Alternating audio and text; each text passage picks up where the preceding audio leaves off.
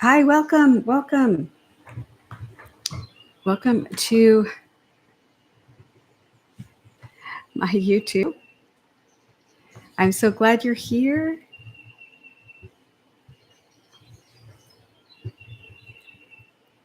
I'm going to share some strategies that can help you. Let me type it in the chat.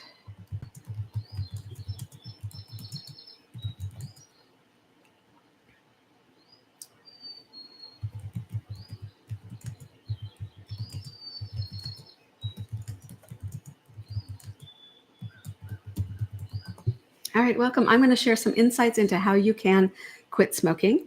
I'm Mary Richardson, and I'm sorry it's so dark. Hang on, let me turn on the light.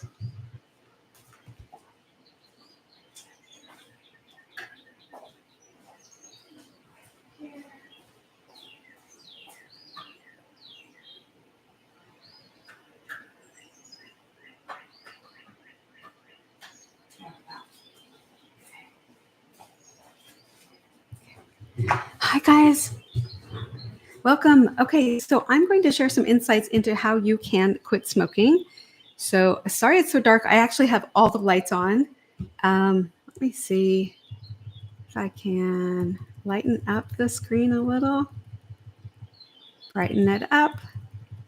All right, I don't know.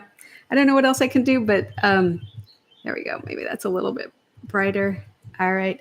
So I help people quit smoking with a technique that has helped a lot of people quit. So if you're a smoker, you probably have tried a few things to quit. If you haven't tried anything to quit, that is a hello, can you hear? Okay. That is a good indication where you might want to ask yourself if you really do want to quit. So if you haven't tried anything to quit with over the years, a pretty good sign that you like smoking, which is fine, but that you're not ready. And that's perfectly fine. What I have noticed in I've helped so many people quit. And what I have noticed is that those that do really well are the ones who follow the program and they don't deviate from it. Those that don't follow the program, they just find other ways to get nicotine. They find other ways to stay smoking, which is an indication that although I screen people and let them know, look, this will only work if you participate. I'm coming live to you just to let you know, though, that if you are struggling with smoking, whether it's you're vaping, however you're getting nicotine, vaping, cigarettes, or chewing tobacco, the nicotine lozenges, the nicotine mints, you can actually be addicted to the nicotine mints as well. So however you are getting nicotine, um, I'm just here to let you know that there is a process that you can quit. So if you're not ready, this isn't for you. You can keep scrolling. This is only for the people that are like, I am going to quit. I'm going to find a way. I'm going to make it work. I'm getting this out of my life. I am so done with this. So this is for you. What I have noticed is that people usually try a few things over several years that maybe they quit for a little while. Maybe you quit for 6 months. Maybe you quit while you were pregnant. Maybe you quit for a period of time. And then something happens. And here's what I've noticed it's always something, well, usually, I can't say always, it's usually something that is really traumatic, something that is very upsetting.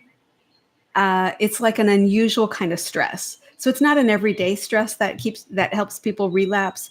It's an unusual kind of stress, like someone has passed away, or you have to take care of someone and you didn't realize how difficult it would be, or you someone passes away, um, uh, marriage breaks up, something happens with your child. So something really horrendous that is just off the hook, like stressful. That kitchen sink moment where you're like, you're having panic attacks and like, I can't do this anymore. That will almost always if you haven't addressed all the triggers and haven't really let go of smoking, it comes right back. So that's how you know that more work needs to be done, because my clients that quit permanently, they don't leave any open doors ever to go back, no matter what happens in life. So it's no there's no guilt, shame, or judgment in this program that I do to help people quit. I literally am like, if you want to quit, I will help you through that journey to get you to the non-smoking side so that you can just go on with your life. And here's some things that you might need to know, or you might be interested to know. What I've noticed is that my clients that have great results, that quitting smoking is usually a catalyst for other things they want to do in their life. So like they quit smoking and then they're like, you know what? Now that I've done that, I'm going to do this. And it seems like everything, reaching your goals can become much easier after you quit smoking. I don't know why. Maybe unless that my theory is that smoking was the hardest thing you could think of to, that addiction to nicotine is the hardest thing you can think of. And if you let that go, well, that just opens the door to, well, maybe I could lose weight. Well, maybe I could stop nail biting. Maybe I could, stop biting my nails, or whatever other thing you want to work on next. Usually there's another next thing. You're like, I'm going to stop drinking. I'm going to start living healthy. Like you're super motivated because you already conquered the worst thing you could imagine, right? As far as addiction, right? So that's something to look forward to, that it can be a catalyst to help you achieve other goals. And those goals don't seem as difficult. So it's something positive. One of the most frequent questions that I get online on here on YouTube is, what happens to my skin after I quit? Well, I'm not a doctor, but from the research I've done, I know that nicotine affects every part of your body. And one of the things it can do is it can affect the collagen in your skin. So you've seen people who have been smoking. You've seen the wrinkles, right? You've seen the dry skin, the crepey skin. Well, it can be, again, I'm not a doctor, but it can be related to smoking, where once you quit, your skin just looks better because you're getting that collagen back. Your body is healing. Your body, we didn't come on the planet smoking. We didn't. Even if your mother smoked, right? As a baby, like, you don't want cigarettes. Like it's you don't want smoke, nicotine. We're not born to smoke. We don't do that, right? The body doesn't need it. So somewhere along the line, you convinced yourself or learned or somehow anchored into your mind that you need to smoke. And that's why you smoke. And it's like a program that's running within you. It's like a program that is with hypnosis, which is what I do. We can go in and you're in control the entire time. You're making all the choices, all the decisions, but I lead you, and we have a consultation first, of course. So I know exactly what to do and where to go, but I lead you to that smoking switch and you get to turn it off, break it, smash it, whatever makes sense to you. And when you do that, can you imagine you're now in control? Like a lot of smokers tell me they feel chained to it. They feel tied to nicotine, tied to cigarettes, chained to it, like it's controlling them. So when you find that smoking switch and destroy it, however you want to destroy it in hypnosis, it's a catalyst for you've got your control back. The powerful you is in control now. Often, most people start smoking as teenagers, and it's as if that teenager has been in control of the smoking. And when you, the adult you, the powerful you, shut off that smoking switch, break it, destroy it, smash it, whatever, all of a sudden you're in control and you're moving forward. And you're like, and I want to do this, and I wanted to do this, and I'm going to do this. You have a whole list of things that now just become easier. So there's so many things. I don't know where you want to begin, but type in the chat if you have any questions about smoking or what happens as you quit. I'll try to cover the major ones. The way I do quit smoking, the goal is that smoking becomes like a food you can't stand. Cigarettes remind you of something just really vile and disgusting, some type of food that you don't want. Okay, let's say, see, I'm getting sick just thinking about it. So let's say you love all kinds of food and you're like, oh, that wouldn't work for me. Well, you know what? I bet you don't like vomit. So think of it like that, like where smoking reminds you of the most disgusting kind of vomit. And every time you see a pack of cigarettes, you can imagine it's dripping with vomit. You can imagine someone's offering you vomit. You can imagine you're trying to pull vomit up to your mouth every time you hold that cigarette. Even just looking at the cigarette reminds you of like wet, drippy, cold vomit. So you can imagine now how you can be a non-smoker, how that is just like not tempting. Now, in the natural, in the logical world, the part of you that has smoked is going to try and reason it out. Oh, that couldn't work, or that won't work, or that. Well, you know what? That's why you're still smoking, because you're listening to that. But yet we know, let me bust that frame of thought right now. We already know that people quit. We already know that people that have smoked for decades quit and they don't go back to it.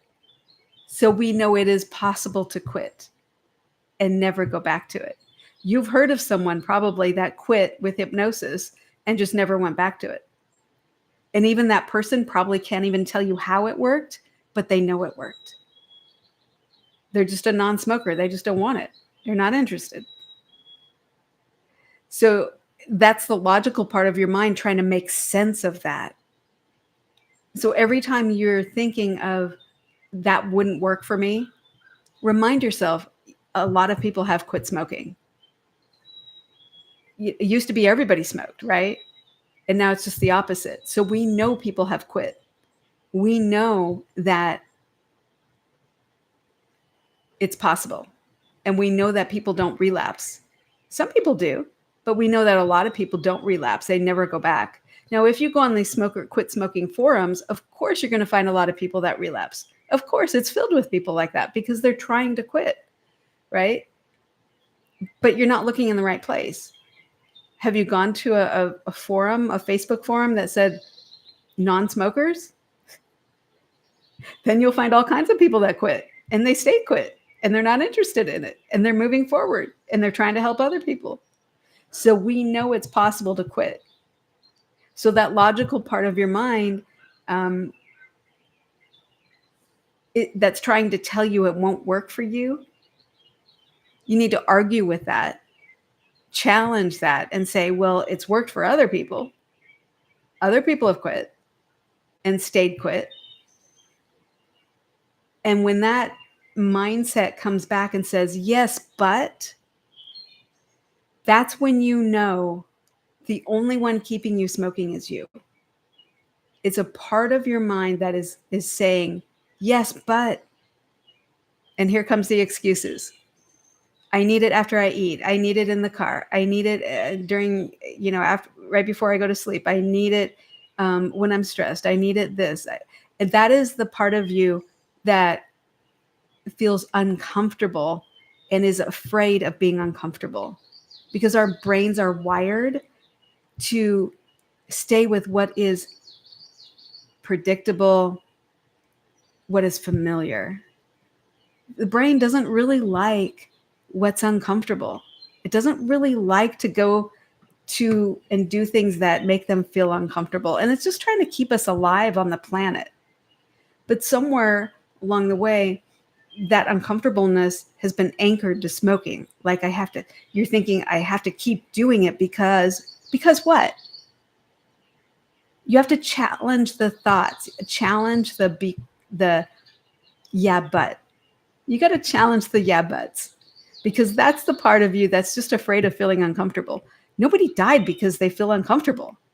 Well, that might be an extreme, but my point is, I'm saying that, look, we've been disappointed before in life. We've been um, uncomfortable before, and you've probably gotten through those moments, right? Well, now is the time to get through them without smoking. And when you do that enough, you'll see that you're just fine. You just got through it, just like every other non-smoker. You have better coping skills. I have a theory that smokers just don't have great coping skills, and that might like be off-putting. It's just my opinion. Doesn't mean it's right, but that's my theory. That if you had better coping skills for anxiety, stress, everything that life can throw at you that you're not ready for, if you had better coping skills, you could more easily let the cigarettes go, because then you realize you're coping in better ways, and the cigarettes are just a piece of paper with a leaf inside.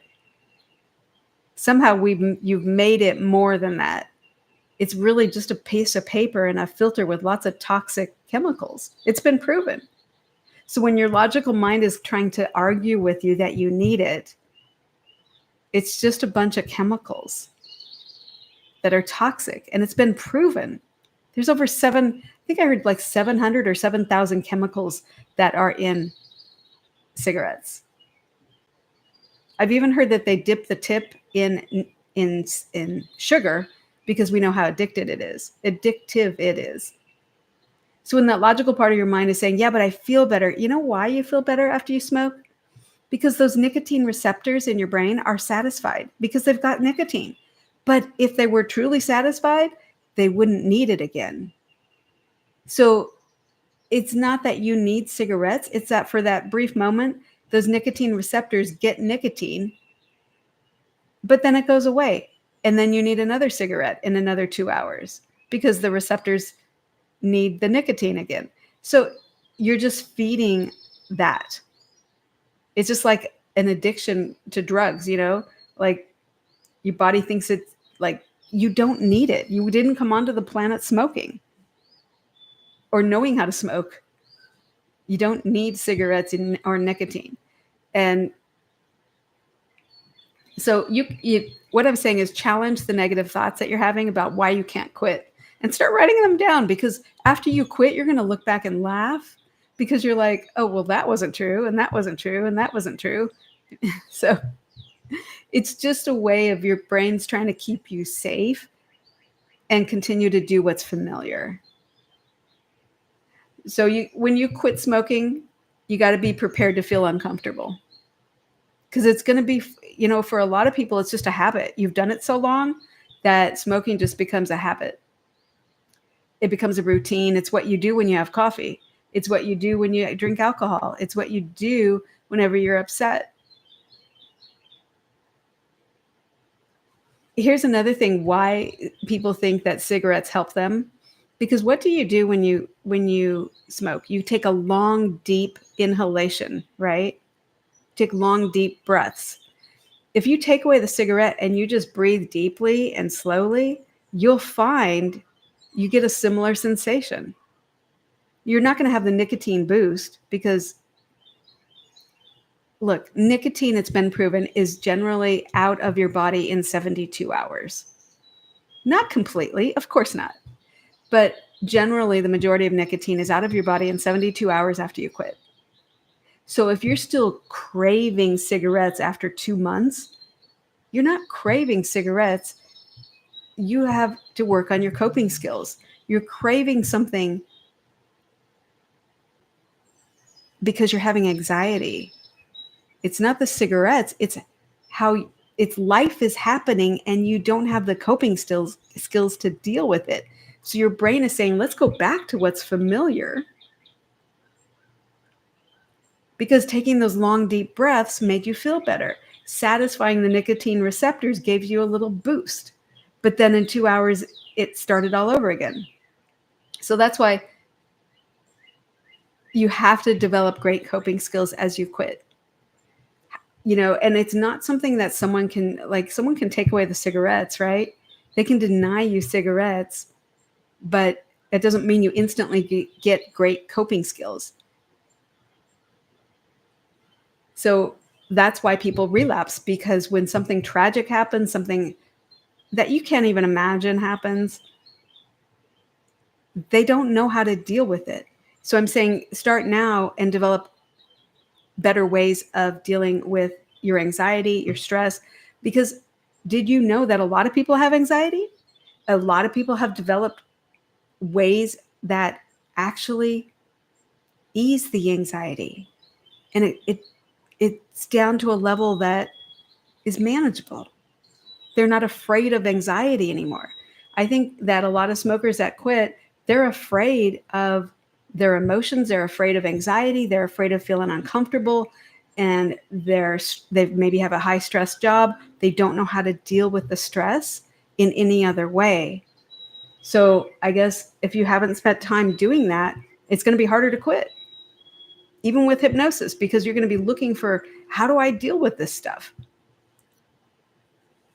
And I think a lot of smokers end up totally quitting because they've just developed those skills over the times they have been smoke free. And now they do have the skills. They're like, oh yeah, if this happens, I'm okay.